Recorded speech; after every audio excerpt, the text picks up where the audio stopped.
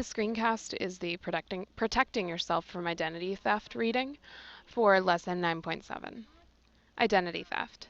Identity theft is when a criminal steals your personal information, like your social security, birth date, or credit card numbers, and uses it to commit fraud or other crimes. Common forms of identity theft. Phishing and farming are common forms of theft. Phishing is when criminals send out unsolicited emails that appear to be from a legitimate source, maybe your bank, school, well-known merchants, your service provider, or even a trusted government agency, for example, the FDIC. This is an attempt to trick you into divulging personal information. Farming is similar to email phishing as follows. Criminals seek to obtain personal or private information by making fake websites appear legitimate. Your browser will even show that you are at the correct website. This makes farming more difficult to detect than phishing. Also, be careful of skimming. This is when criminals steal credit and debit card numbers by using a special storage device when processing your card. Online shopping security. Here are a couple tips to help you do business safely online. Make sure the internet site is secure before you use your credit card or enter personal information. Most web browsers will have a symbol, for example a padlock, to identify whether the site is secure. When shopping online, deal with reputable merchants and be wary of unbelievably low prices.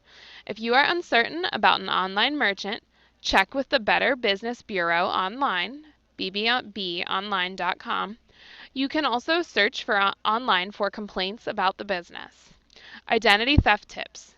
Tips to avoiding identity theft include protecting your social security number, credit or debit card numbers, PINs, passwords, or any other confidential information, and never give them out in response to an unsolicited email, text message, or phone call, regardless of who the source supposedly is. Legitimate organizations would not ask you for these details because they already have the necessary information or can obtain it in other ways. Do not respond to these calls, emails, or advertisements. Ignore online friend invitations from people you do not know because they may be covers for fraud artists. Be careful about the profile and contact information you post on social networking and employment-related websites because in the wrong hands, it can lead to identity theft and other crimes. Protect your computer. For example, install a free or low-cost firewall to stop intruders from gaining remote access to your personal computer. Download and frequently update security patches offered by your operating system and software vendors to correct weaknesses that a hacker might exploit. Use passwords that will be hard for hackers to guess. For example, use a mix of numbers, symbols, and letters instead of easily guessed words. Also, shut down your PC when you are not using it. For practical tips to help you guard against internet fraud, secure your computer, and protect your personal information, visit onguardonline.gov. Guard your mail. Both your outgoing mail, by depositing letters in locked mailboxes or at the post office, and your incoming mail. Pick up your mail as soon as possible or use a locked mailbox. Keep your financial trash clean. Shred old bank statements or other documents containing personal information before throwing them away. Before selling, donating, or disposing of a computer, use special software to completely erase files that contain financial records, tax returns, and other personal information. Beware of offers that seem too good to be true. Con artists often pose as charities or business people offering jobs, rewards, or other opportunities. Be extremely suspicious of any offer that involves easy money or quick fixes. Be careful if you are being pressured to make a quick decision. Also, beware of any transaction for which you receive a cashier's check made out for more money than the account due to you, with a request to wire back the difference. You could lose a lot of money if the check is fraudulent.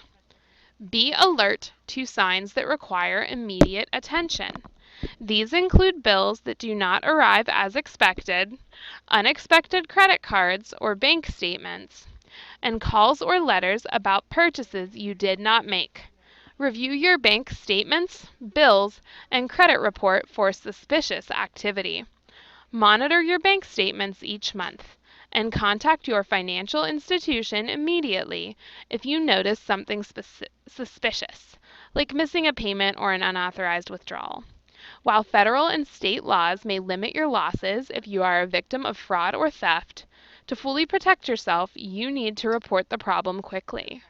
Contact your institution if a bank statement or credit card bill does not arrive on time.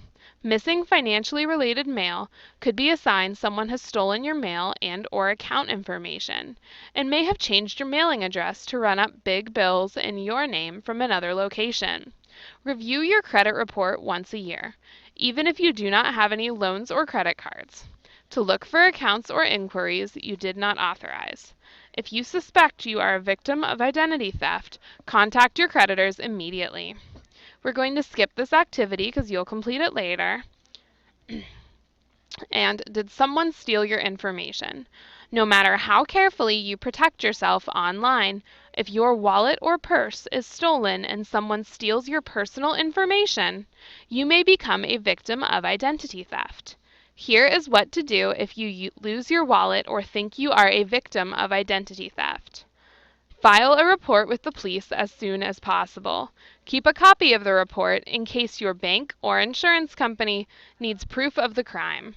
Contact your bank as soon as possible. You may have to close your account, cancel your ATM or debit card, and open a new account. This concludes our reading. You're going to go back to today's lesson, watch the videos, and make sure you complete the check at the bottom. If you need me, call or email anytime.